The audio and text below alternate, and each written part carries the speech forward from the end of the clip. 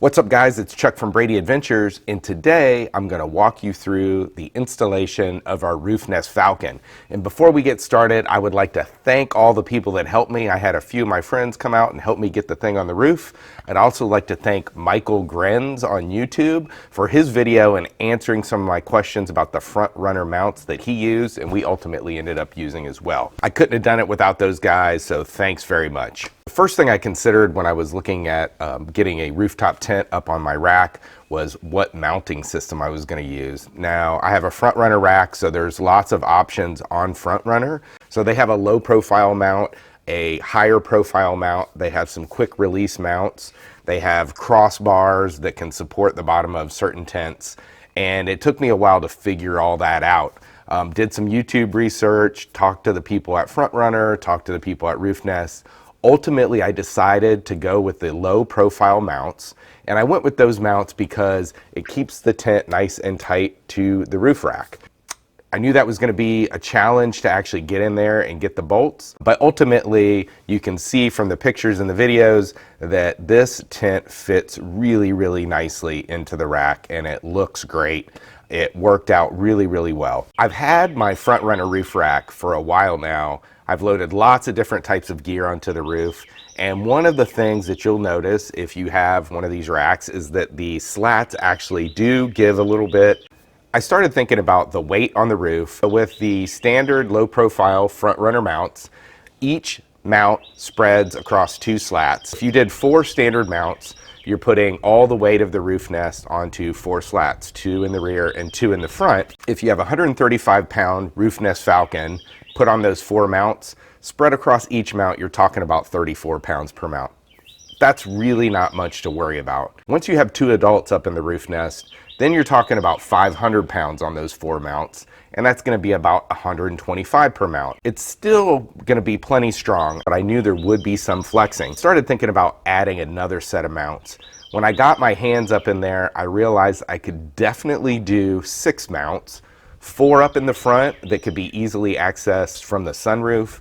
2 in the back were going to be easy to access from the rear above the hatch. And there was going to be a 4th pair a little further in that I couldn't quite reach, but I thought I might be able to do it with someone with slightly longer arms than me. But your arms are very, very flexible and capable. It's awesome. Probably overkill, but I really wanted something that was going to be extremely robust if we're bouncing around off-road or when we're up in the Roofnest.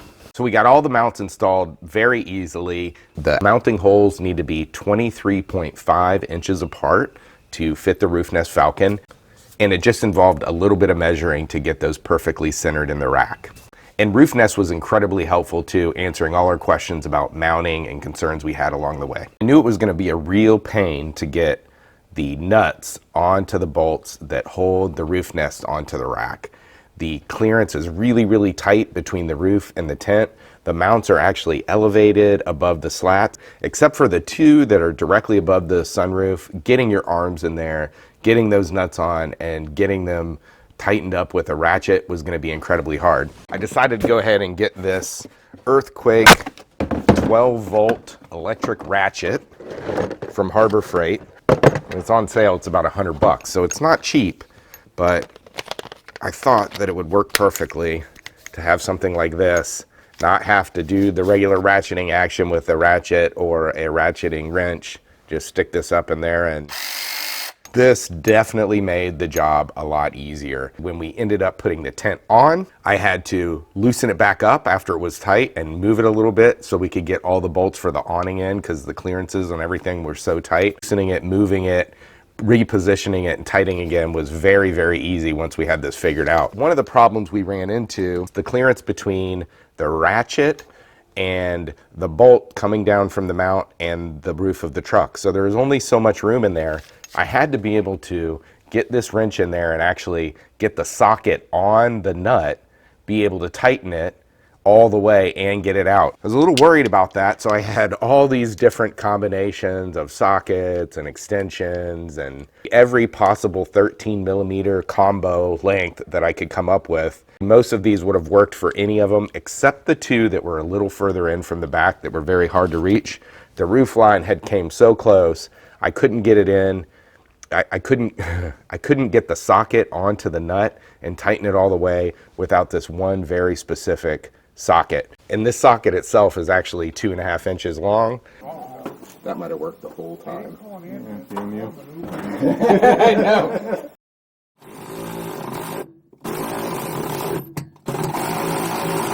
Depending on your roof line and what you're installing with, you may have to get creative and you may have to get a special socket extension combination to make sure you can get this up in there.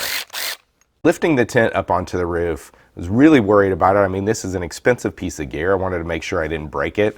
I was coming up with all kinds of different plans for how we were going to pull it up or be able to hold it. I decided to go ahead and have 4 guys. So I had 3 guys come over and myself. I knew that we would be able to handle it no matter kind of what difficulties came up. In the end, with 4 guys, getting this thing on the roof of the truck was a piece of cake. I mean, it is super light, easy to get up there, no problem.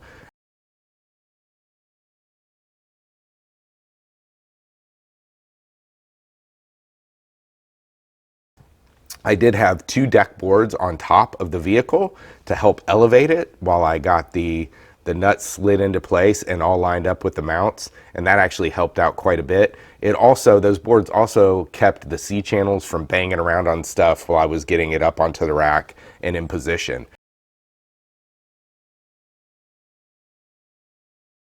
We got all the bolts lined up. That's where all my family's at. So I got family in Falcon. Have you been in it? I saw the picture online. Lift it up while I adjust them. Hold my beer, watch this. Yeah. Hold my beer. Hold my beer. Going in. No, This? just about an inch.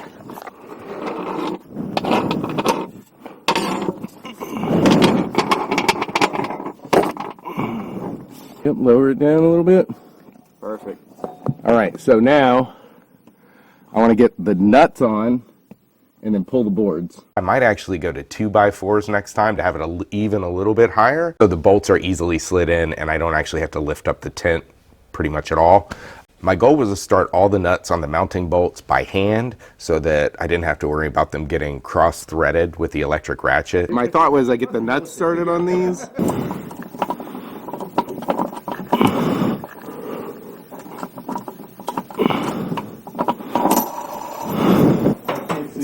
It's not down. I mean, here's the thing. Like people are like down and forward. Watching the market like every hour.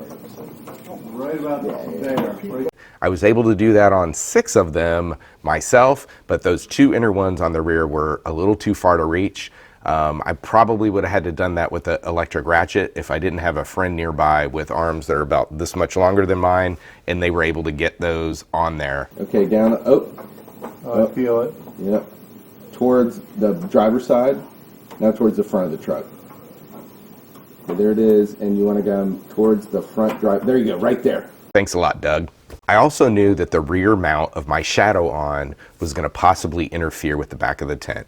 We did a test fit, and it turns out it fit just right. With the tent centered, there was about that much clearance between the tent and the mount, so no problems at all there. Oh, you know what? It's not going to make contact. It's perfect. As I mentioned, we did have to move the tent slightly forward to get the back 2 bolts for the awning in, and then move it back into position and tighten everything up. So once we had all the nuts started and the awning mounted, we tightened everything down, and it was really a piece of cake. Yeah. Oh, thanks, man. Perfect. All right, here's the real test. Don't scratch up the roof. Get that on. Oh.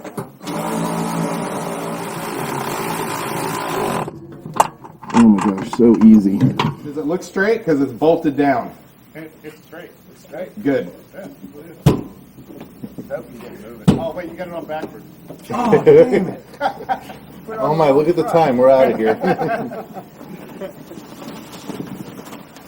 I'm never going to use the back.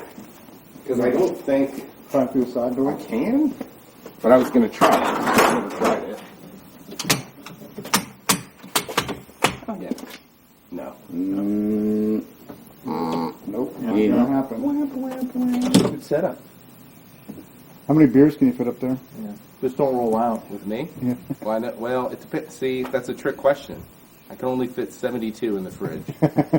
So the answer is 72. 72 cold ones. 72 cold ones. Check it out over here. I'm going up. You a little sketched out? Yes. Hey guys, hope you enjoyed the video. If you do, please give us a thumbs up and hit that subscribe button, and definitely let us know if you have any questions about a Roofnest Falcon install. If you like this video, please give us a thumbs up and consider subscribing to our channel. And always feel free to leave us any comments or questions that you might have.